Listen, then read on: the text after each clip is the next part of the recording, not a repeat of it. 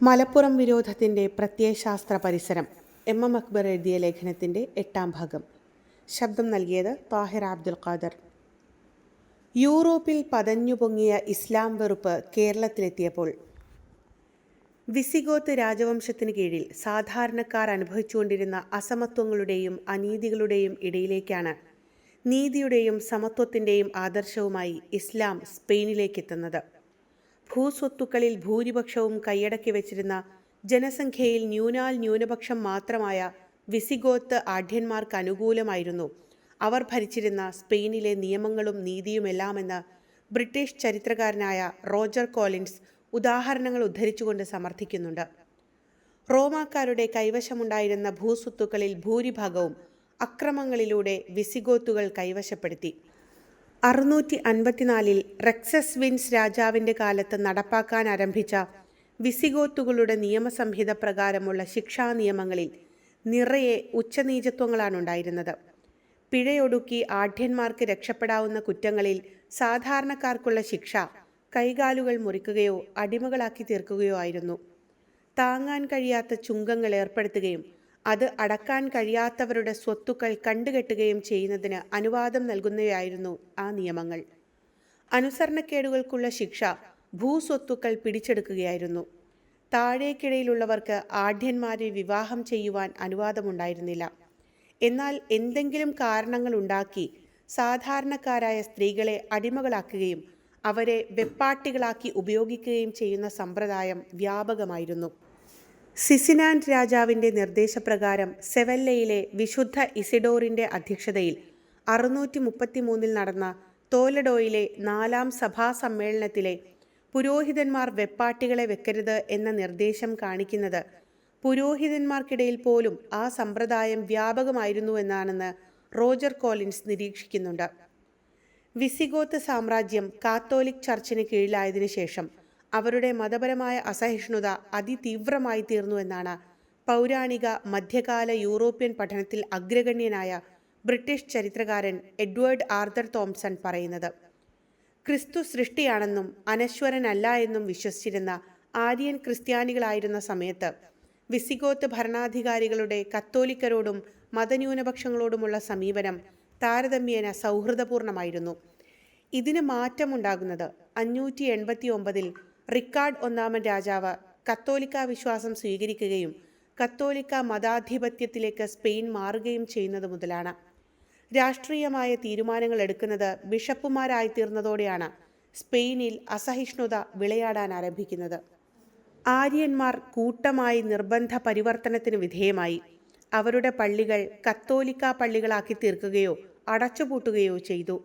പരിവർത്തനത്തിന് തയ്യാറല്ലാത്ത ആര്യന്മാർ നാടുകടത്തപ്പെട്ടു. പരസ്യ സംവാദങ്ങൾ നടത്തി ആര്യന്മാരെ തോൽപ്പിച്ചതായി വരുത്തിക്കൊണ്ടായിരുന്നു ഈ പീഡനങ്ങൾ. ജൂതന്മാർക്കെതിരെയുള്ള പീഡനങ്ങളായിരുന്നു ഇതിനേക്കാൾ ഭീകരം. 616 സിസേബത്ത് രാജാവ് ജൂതന്മാരെ എല്ലാം നിർബന്ധിച്ച് മാമോദീസ മുക്കി ക്രിസ്ത്യാനികളാക്കാൻ ഉത്തരവിട്ടു. ജൂതന്മാരായി തുടരുന്നവരെ അധികാര സ്ഥാനങ്ങളിൽ നിന്നെല്ലാം മാറ്റി നിർത്തി. അവരുടെ മക്കൾക്ക് ക്രിസ്ത്യൻ വിദ്യാഭ്യാസം നൽകണം എന്ന് ശഠിച്ചു. ചേലാകർമ്മവും ശാബത്താചരണവും നിരോധിച്ചു. സിനഗോഗുകൾ അടച്ചുപൂട്ടുകയോ തകർക്കുകയോ ചെയ്തു. 694 നടന്ന 17ാമത് തോലഡോ സഭാ സമ്മേളനം ജൂതന്മാരെ എല്ലാം ചതിയന്മാരാണെന്നും അവരെ അടിമകളാക്കുകയും അവരുടെ സ്വത്തുക്കൾ കണ്ടുകെട്ടുന്നതിന് കുഴപ്പമില്ല എന്നും പ്രഖ്യാപിച്ചു. അവിടെയുണ്ടായിരുന്ന പ്രകൃതമതക്കാരുടെ സ്ഥിതിയും വ്യത്യസ്തമായിരുന്നില്ല.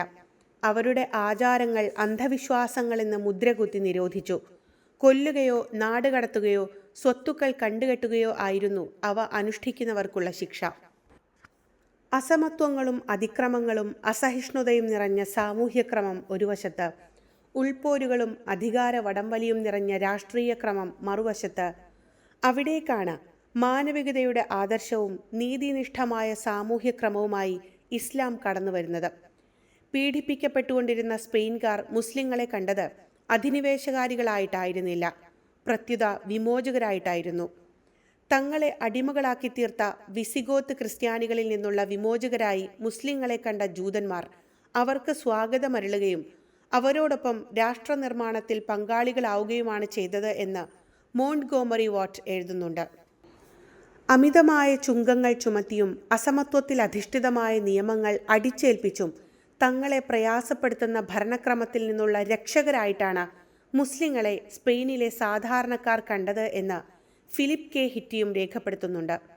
സ്പെയിനിലേക്കുള്ള മുസ്ലിം മുന്നേറ്റത്തെ അധിനിവേശമായി കരുതി ചെറുക്കുന്നതിനു പകരം വിമോചനമായി കരുതി സ്വാഗതം ചെയ്യുന്ന നിലപാടായിരുന്നു സ്പെയിനിലെ സാധാരണക്കാരുടേത് എന്ന് ഒരുവിധം എല്ലാ ചരിത്രകാരന്മാരും വ്യക്തമാക്കിയിട്ടുണ്ട്. തങ്ങളെ രക്ഷിക്കാൻ വരുന്നവർ എന്ന് കരുതി മുസ്ലിങ്ങൾക്ക് നഗരവാതിലുകൾ തുറന്നുകൊടുത്തത് അവിടെയുള്ള സാധാരണക്കാരായിരുന്നു എന്നതാണ് സത്യം. സ്പെയിനിലെ മുസ്ലിം ഭരണാധികാരികൾ അവിടെയുണ്ടായിരുന്നവരുടെ പ്രതീക്ഷയ്ക്കൊത്തുയർന്നു. അമിതമായ നികുതി ഭാരത്തിൽ നിന്നും അവരെ രക്ഷപ്പെടുത്തി. അവിടെയുണ്ടായിരുന്ന ജൂതന്മാരെയും ക്രിസ്ത്യാനികളെയുമെല്ലാം ഇസ്ലാമിക രാഷ്ട്രത്തിലെ സംരക്ഷിത പ്രജകളായി അഥവാ ദിമ്മികളായി പരിഗണിക്കുകയും അവർക്ക് പൂർണ്ണമായ മതസ്വാതന്ത്ര്യം നൽകുകയും ചെയ്തു. ചർച്ചുകളും സിനഗോഗുകളും നിർമ്മിക്കുവാനും സംരക്ഷിക്കുവാനും അവർക്ക് അവകാശം നൽകി. രാഷ്ട്രനിർമ്മാണ പ്രവർത്തനങ്ങളിൽ അവരെ പങ്കാളികളാക്കി. അർഹരായവർക്ക് ഉയർന്ന ഉദ്യോഗങ്ങളും സ്ഥാനമാനങ്ങളും നൽകി. പണക്കാരനും പാവപ്പെട്ടവനും ഒരേ നീതി എന്ന ഇസ്ലാമിക സാമൂഹ്യക്രമത്തിൽ എല്ലാവരും സംതൃപ്തരായി. സംതൃപ്തദായകവും നീതിനിഷ്ഠവുമായ സാമൂഹ്യക്രമത്തിൽ ജീവിക്കുന്നതുകൊണ്ട് തന്നെ അവരിൽ പലരും ഇസ്ലാമിലേക്ക് ആകൃഷ്ടരായി. പലരും ഇസ്ലാം സ്വീകരിച്ചു. മറ്റു ചിലർ ക്രിസ്ത്യാനികളായി തുടർന്നുകൊണ്ടുതന്നെ ഇസ്ലാമിക സംസ്കാരത്തിൽ നിന്നുള്ള പല ഘടകങ്ങളും ജീവിതത്തിലേക്ക് ആവാഹിച്ചു. മുസ്ലിങ്ങളായവർ ഒന്നുകിൽ ഇസ്ലാമിൻ്റെ ആദർശങ്ങളിൽ ആകൃഷ്ടരായി ഇസ്ലാം സ്വീകരിച്ചവരായിരുന്നു, അല്ലെങ്കിൽ ഇസ്ലാമിക നീതി അനുഭവിച്ചതിൽ നിന്ന് മുസ്ലിമാകുവാൻ പ്രചോദിതരായവരായിരുന്നു. സമൂഹം ഇസ്ലാമികമായപ്പോൾ അതിൻ്റെ സൗകര്യങ്ങൾ ആഗ്രഹിച്ചുകൊണ്ട് മുസ്ലിങ്ങളായവരും ഉണ്ടായിരുന്നു. എന്നാൽ ഒരിക്കലും അവിടെ നിർബന്ധിതമായ മതപരിവർത്തനങ്ങൾ നടന്നില്ല.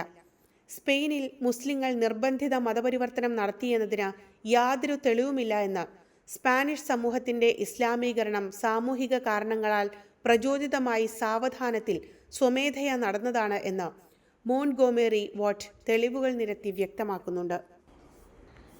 ഇസ്ലാമിൻ്റെ ആഗമനത്തോടെ സ്പെയിനിൽ 4 വിഭാഗം ജനങ്ങളുണ്ടായി. 1.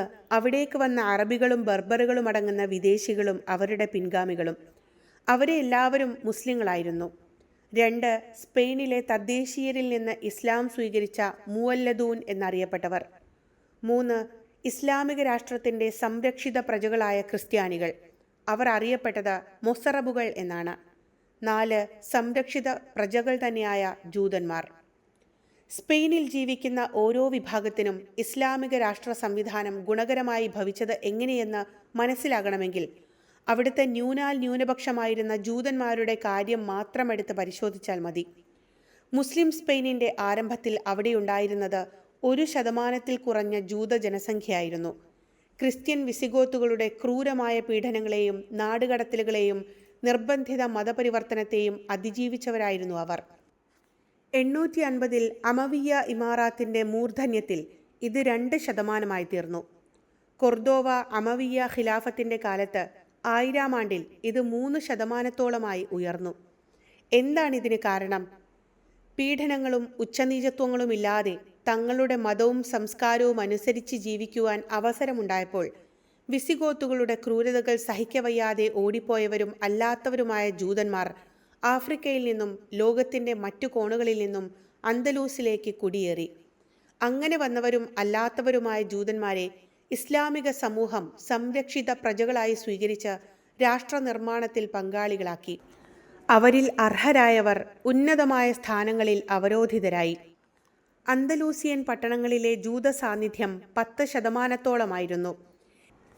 ഏറ്റവും പ്രഗത്ഭരായ ജൂത റബ്ബിമാരിൽ ഒരാളായി ഇന്നും യഹൂദ സമൂഹം ആദരിക്കുന്ന മോമോണൈറ്റ്സ് ചികിത്സകനും ജൂത പണ്ഡിതനുമായ ഹസ്ദായ് ബിൻ ഷർപൂത്ത്, രാഷ്ട്രതന്ത്രജ്ഞനും സൈനിക കമാൻഡറുമായ സാമുവൽ ബിൻ നഗറില്ല എന്നിവരെയെല്ലാം സംഭാവന ചെയ്യാൻ അന്തലൂസിന് കഴിഞ്ഞത് ഇസ്ലാം മുന്നോട്ട് വെക്കുന്ന സഹിഷ്ണുതയിലും സമാധാനത്തിലും സഹവർത്തിത്വത്തിലും അധിഷ്ഠിതമായ സാമൂഹ്യ സംവിധാനം അവിടെ നിലനിന്നതുകൊണ്ടാണ്. ഇസ്ലാമിക സ്പെയിനിൻ്റെ വളർച്ചയിൽ അറബികളും ബർബറുകളും അടങ്ങുന്ന വിദേശികളുടെയും അവരുടെ പിൻഗാമികളുടെയും എണ്ണത്തിൻ്റെ ശതമാനത്തിൽ കാര്യമായ മാറ്റങ്ങളൊന്നും കാണുന്നില്ല. ആഗമനകാലത്ത് 8-ാം നൂറ്റാണ്ടിൻ്റെ തുടക്കത്തിൽ അവർ 5%-ലധികമായിരുന്നുവെങ്കിൽ ആ നൂറ്റാണ്ടിൻ്റെ അവസാനമായപ്പോഴേക്കും അവർ 10%, അമവിയ ഇമാറത്തിൻ്റെ കാലത്ത് 850 അത് 15%, കൊർദോവ ഖിലാഫത്തിൻ്റെ കാലത്ത് 1000-ാം ആണ്ടിൽ അത് 10%-ലധികവുമായിരുന്നുവെന്നാണ് കണക്കുകൾ കാണിക്കുന്നത്. എന്നാൽ സ്പെയിനിലെ തദ്ദേശീയരിൽ നിന്ന് ഇസ്ലാം സ്വീകരിച്ച മുവല്ലിദുനുകളുടെയും ഇസ്ലാമിക രാഷ്ട്രത്തിലെ ക്രിസ്ത്യാനികളായ മൊസ്റബ്സിൻ്റെയും സ്ഥിതി അതായിരുന്നില്ല. 720 കണക്കുകൾ പ്രകാരം മുവല്ലിദൂനുകൾ 10%-ൽ താഴെയും മൊസ്റബ്സ് 85%-ഓളവുമായിരുന്നു. 850 ആയപ്പോഴേക്ക് മുവല്ലദൂനുകൾ 60%-ഓളവും മൊസറബുകൾ 35%-ഓളവുമായി തീർന്നു. അന്തലൂസിൻ്റെ സുവർണകാലമായപ്പോഴേക്ക് മുവല്ലദൂനുകളുടെ ശതമാനം വീണ്ടും വർദ്ധിച്ചു. അത് 75%-ഓളവും മൊസറബുകൾ 15%-ലധികവുമായി തീർന്നു. കൊർദോവ ഖിലാഫത്തിൻ്റെ പതനത്തിന് ശേഷവും മുവല്ലദൂൻ വർധനവിൽ ഇടിവ് സംഭവിച്ചില്ല. 1200-ലെ ജനസംഖ്യയിൽ 80%-ലധികവും മുവല്ലദൂനുകളാണുണ്ടായിരുന്നത്. 10%-ൽ താഴെ മാത്രം മൊസറബുകളും 8%-ഓളം മാത്രം വിദേശികളുടെ പിൻഗാമികളും 2% ജൂതന്മാരുമാണ് അന്നുണ്ടായിരുന്നത് എന്നാണ് രേഖകൾ കാണിക്കുന്നത്. യൂറോപ്പിൻ്റെ ഒരു വശത്ത് നടക്കുന്ന ഇസ്ലാമിക സമൂഹത്തിൻ്റെ വളർച്ച കത്തോലിക്ക സഭയെയും പുരോഹിതരെയും തെല്ലൊന്നുമല്ല അലോസരപ്പെടുത്തിയത്. വാളിൻ്റെ മുനയിൽ നിർത്തിയുള്ള തങ്ങളുടെ മാമോദീസകളിൽ നിന്നുള്ളതിനേക്കാൾ അധികം പേരെ ആദർശ പ്രചാരണവും പ്രയോഗവൽക്കരണവും വഴി ഇസ്ലാമിലേക്ക് ആകർഷിക്കാൻ കഴിയുന്നുണ്ട് എന്ന സത്യം ഉൾക്കൊള്ളാൻ അവർക്ക് കഴിഞ്ഞില്ല. ഇസ്ലാമികാദർശങ്ങളുടെ സമർപ്പണത്തിലൂടെയും ഇസ്ലാമിക നീതിയുടെ പ്രയോഗവൽക്കരണത്തിലൂടെയും ഇസ്ലാമിക സാഹോദര്യത്തിൻ്റെ സംസ്ഥാപനത്തിലൂടെയുമുള്ള മുസ്ലിം സമൂഹത്തിൻ്റെ വളർച്ചയ്ക്ക് തടയിടാൻ ഇസ്ലാമിനെ തമസ്കരിച്ച് അവതരിപ്പിക്കുക എന്ന തന്ത്രമാണ് പിന്നീട് പയറ്റപ്പെടുന്നത്. അറബി ഭാഷയും സംസ്കാരവും സ്വായത്തമാക്കുന്നതിൽ നിന്ന് തുടങ്ങുന്ന മൊസറബുകളുടെ ഇസ്ലാമിനോടുള്ള പ്രതിപത്തി ഇല്ലാതെയാക്കുവാൻ, ആ സംസ്കാരത്തെ തന്നെ തെറ്റായി അവതരിപ്പിക്കുകയും അതിനെ വെറുക്കാൻ അവരെ പ്രേരിപ്പിക്കുകയും ചെയ്യുക എന്ന സൂത്രമാണ് പ്രയോഗിക്കപ്പെട്ടത്.